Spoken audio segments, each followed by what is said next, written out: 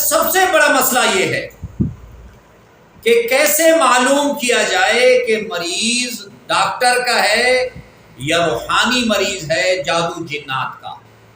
تو ایک آسان نقش آپ کو بتا رہا ہوں، یہ نقش انشاءاللہ میں اسکرین پر آپ کو دکھاؤں گا، صرف لکھ کر مریض کو دکھائیں اور مریض کی علامات آپ کو بتائے گی کہ یہ جادو کا مریض ہے کہ روحانی مریض ہے۔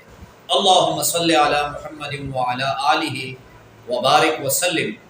لاکھوں کروڑوں درود و سلام امام الانبیاء شافع محشر محمد مصطفیٰ احمد مجتبیٰ صلی اللہ علیہ وآلہ وسلم اور ان کی آل طیبین طاہرین۔ تو میرے بھائیوں اور میرے دوستوں، آج کا جو عمل ہے یہ عمل صرف عام لوگوں کے لیے نہیں ہے، بلکہ یہ عمل عاملین کے لیے بھی ہے۔ جو لوگ عملیات کا کام کرتے ہیں یہ ان لوگوں کے لیے تحفہ ہے، اور عام لوگ بھی اگر اس نقش کو لکھنا چاہیں تو اپنا حصار باندھ لیں۔ اور حصار باندھنے کا طریقہ یہ ہے کہ آیت الکرسی ایک مرتبہ پڑھیں، جب 7ویں مرتبہ آیت الکرسی ولا یؤود حفظہما یہاں تک پہنچے، ایک مرتبہ پڑھنے کے بعد یہاں تک پہنچے ولا یؤود حفظہما کو 7 مرتبہ پڑھیں، اور پھر سورہ فاتحہ ایک مرتبہ پڑھ کر اپنا حصار باندھ لیں۔ اور اس کے بعد اگر آپ معلوم کرنا چاہیں کہ میرا بیٹا ہے، میری بیٹی ہے، والدہ ہے، یہ جادو کی مریض ہے یا جنات کی ہے یا ڈاکٹری مریض ہے، تو آپ نے یہ نقش جو آپ کو اسکرین پر نظر آ رہا ہے اس کو آپ نے زعفران سے لکھ لینا ہے۔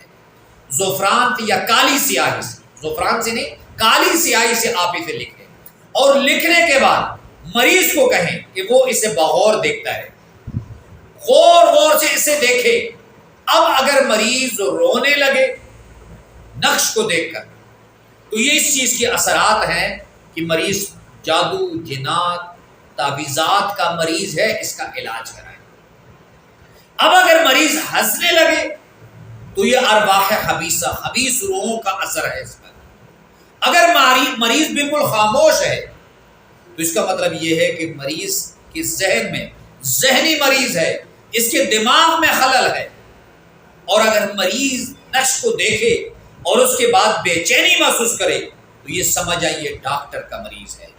یہ نقش بہت ہی بزرگوں کا نقش ہے، بنایا ہوا نقش ہے، ہمارا نقش نہیں، بلکہ جن سے ہم نے عملیات سیکھے ہیں یا سیکھ رہے ہیں، آج بھی خود کو طالب علم سمجھتے ہیں، یہ ان کا نقش ہے۔ اس عمل کی آپ کو اجازت ہے، ایک مرتبہ کمنٹس باکس میں درود شریف صلی اللہ علیہ وآلہ وسلم لکھ لیں۔ اللہ ہم سب کا حامی و ناصر ہو، وآخر دعوانا الحمدللہ۔